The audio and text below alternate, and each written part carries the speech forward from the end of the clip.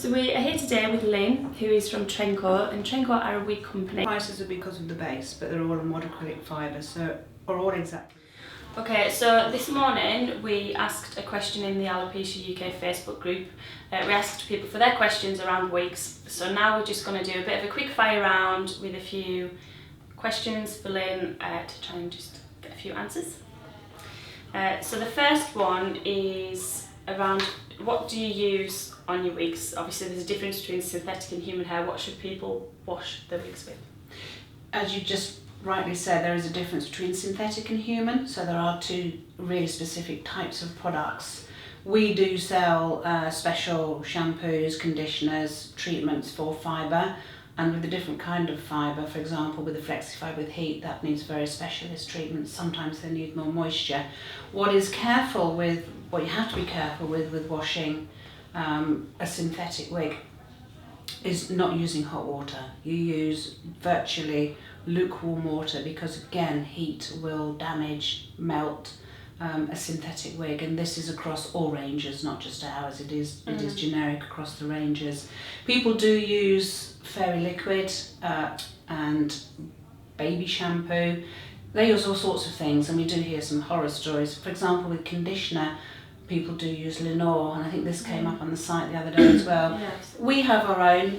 You can use it, very small amount. Don't use one with starch in, because some of the fabric conditioners do come with starch. That doesn't work well with fibre, it makes it very brittle.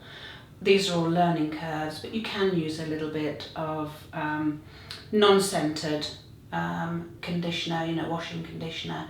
Shampoo, very mild and very pure, a little bit in the water, just swish it around. Do it depending on wear as well, because some people, if they wear them every day, we recommend approximately every 10 days. And with human hair it's quite different. You can use warmer water, again very gentle, wash them in a bowl, just swish them around in warm water. And again you can use shampoos from the chemist shop as long as it's gentle. The most important thing with both of them is how you dry them. Try and dry them, especially ready to wear, naturally. Just leave it to dry on a wig stand if you've got one. If not, you can use an upturned vase and just let it dry naturally. That will spring back to its pre-bought, its factory stage we call it. So that will automatically go back to the style that it should be. And with human hair, you can use a hairdryer to style it to what you want. Again, be very careful with brushing, because the strands will loosen when they're wet on human hair and it can shed.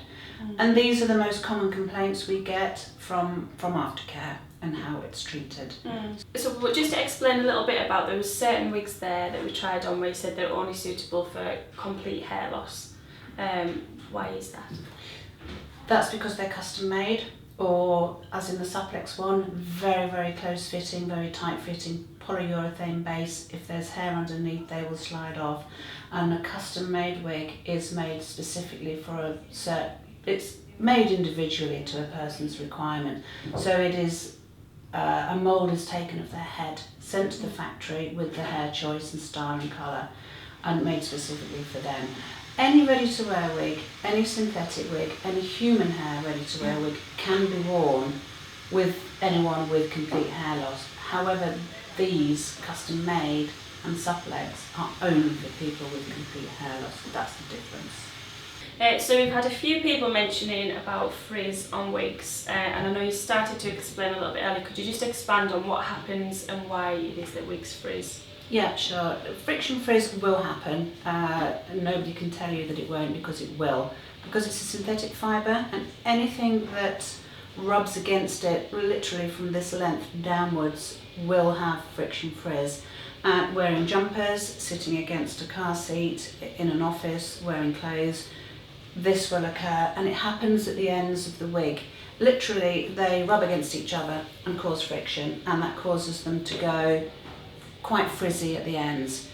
You can avoid it by wearing silk scarves. You can avoid it by wearing a shorter wig, but obviously that's not suitable for people that want to wear a longer wig. So in that respect, we do advise it will shorten the lifespan of the wig. You can the more you use conditioners on it, the more you use treatment on it, the more you just try and brush it out. You can take it back to the wig shop. They can use steam. I wouldn't recommend you try that yourself at home, but steaming can lessen it slightly and you can cut it out, but it will happen. It will happen. So with the wigs, you mentioned about some different types of human hair. Can you just explain a little bit more about the different types and how that affects the price and things like that? Yeah, sure. The human hair that's used for our ready-to-wear wigs is called Remy hair. It's a mix of hair. There are very many different types of hair. There's Indian, Chinese, and a mix of hair, and European. When someone chooses to have a bespoke custom-made wig, European hair is extremely expensive, and that is what will affect the price. The type of hair that's used and the length of the hair that's used. European hair is beautiful hair, but it is very, very expensive. So as a standard, we use Remy hair, which is what you saw in the diamond, the long wig. That is the hair. It's beautiful, but it's a thicker hair. Indian and Chinese hair is slightly coarser. It's all gone through a series of processes, being chemically treated. It goes through 7 different processes, and then at the end of that it's dyed to the colour. So when someone buys a human hair wig and washes it for the first time, there will be colour in the water, because it's like if you use a tint on your hair. You can colour human hair darker or tint it slightly darker or redder. You can't lighten it. But these are always explained, or should be explained, in a consultation of what you can do with human hair. But obviously with human hair you can use heat, you can curl it, you can have them permed. It's much more difficult to look after. That's down to the wearer, but it does have to be treated very gently, and that will extend the life. So we talked about different types of synthetic wig today, so can you just summarise the different types of synthetic hair as well, and what that means for the difference in them and how you can use them? Yeah, sure. The most common synthetic is quinaquilon or monocrylic. That was used across the majority of the wigs that we saw today, and all suppliers will use that hair. It is synthetic. The colours are fixed into it, so they can't be changed, and you cannot use heat on it at all. With the flexi fibre that you can use heat on, that's been recently developed and is very, very soft, hence it's more expensive, but is becoming more popular because it does give the wearer more choice. We find with the standard ready-to-wear acrylic wigs, they're called, it's all the same fibre, as I said. It's really just wear, wash and go, and for quickness tends to be, for ease, whereas you start going into flexi fibre and into Cyber and Vital, which are 2 fibres specific to us, it takes more care, it takes a little bit more looking after. So that's really the only differences. It is much easier to look after than the human hair. So, one of the big things, often most people will be getting their wigs through the NHS, and you touched on it earlier when you said that this was an NHS range. Can you tell us a little bit more about how that works and what people can get with the NHS? There is a belief, I hear it called all the time, an NHS wig, and this I must stress, there is no such thing as an NHS wig. It is the supplier. Like ourselves, we're a supplier. We have a national framework agreement we have to do a lot of work to get the tender for, and there are a lot of companies around the country that are on a framework agreement. On the other side with the NHS, they have their primary care trusts, and they will fix their own price. So there's a standard prescription charge, which I believe is going up to over £70, which the majority of people might have to pay for alopecia. I don't think they do for chemo, but I'm not 100% sure on that. And that does depend on the NHS trust that you come under as well. It's a minefield out there. It is a postcode lottery. This has come up. The standard rule is you're allowed 1 to 2 acrylic wigs a year, and there is a set price. This can range from 80 to 120 for a standard acrylic wig. They have brought in top-ups. This wasn't allowed a few years ago on the National Framework Agreement. That means you can top up to the specific amount within that hospital. So you might be able to take it up to whatever the schedule of wigs is. However, a lot of hospitals, which are not mandated to do this NHS framework, have their own private contracts with suppliers. You can go along with a prescription you paid your £70 for. The limit is 120, for example. You can top up to whatever you want. That's all dependent on the hospital. And in some areas they're more generous, they're more lenient than they are in others, and we do hear these horror stories. And in a lot of cases the hospitals themselves are not sure of how it works. They see the dermatologist, oncologist, they see their doctor. It's something that needs a lot more education on their side. It's something we believe really should be mandated, but unfortunately it's not. So there's a few more questions here in the group. One person has said what about the concerns about security of wigs in windy conditions or when taking part in activities, which can be a common concern for many.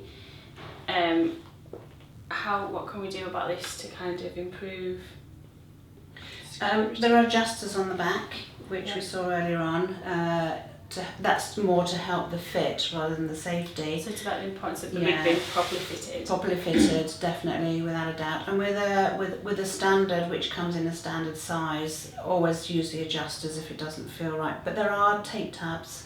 We saw the little tabs here, and you can use double-sided tape just to help that secure that. And I have used that and found in the past that's really helped. Somebody asking about, they'd like to know more about the new human and synthetic mixes in hair that are now available. Have you got any more information about that way to mix between human and synthetic? Yes, at the moment we just mix on custom made. We have to mix grey because we cannot get grey in human hair, so that is fibre. So someone has a human hair wig made, especially men, part of that mix is fibre and human hair. At the moment with us we are trying to develop new bases and new fibres. You can mix, but there isn't a commercial mix of human hair and synthetic that works 100% as yet, or I should say we haven't got that. Not in a ready-to-wear standard wig. In the custom made we do, but not on a ready-to-wear one. So another question is, why do wig companies only have a minority of wigs in a petite fit? It makes the purchasing very limited. Yes, I agree. We do have petite ranges, and I think most of the wig suppliers do have a petite selection. It is small. The wig range is small, and that is because, strangely enough, the demand is not that high. We have a standard size, and that is a standard head size, which has adjusters. What we're trying to do now is to our top sellers, like Cody, for example, is to make them in 3 different sizes, which is a small, which is a medium, and which is a large, because we do get asked for large head wigs as well. These are being developed at the moment in the top ranges, because we do realise that there is more and more demand now for different wig sizes. So this is being addressed, and hopefully should be on the market. We do already have some small ones, but as I said, the choice is fairly limited. Thank you everybody for sending in questions this morning. There was a huge amount of questions in the group this morning, which was fantastic. We couldn't fit all of them in today, so what we are going to do is we're going to go away and do a bit of a Q&A, and we'll update our website with the answers to the rest of the questions that are on there. But otherwise, just to say, I think that's been great today, Lynn. Thank you very much. My pleasure. Really interesting and quite a fun day actually, going and trying lots of different wigs on. So yes, thank you very much. My pleasure. I think you looked amazing. I'm not just saying that in all of them, apart from the Dolly Parton wig. I started to like that one actually. I was going to get my cowboy boots on for that one.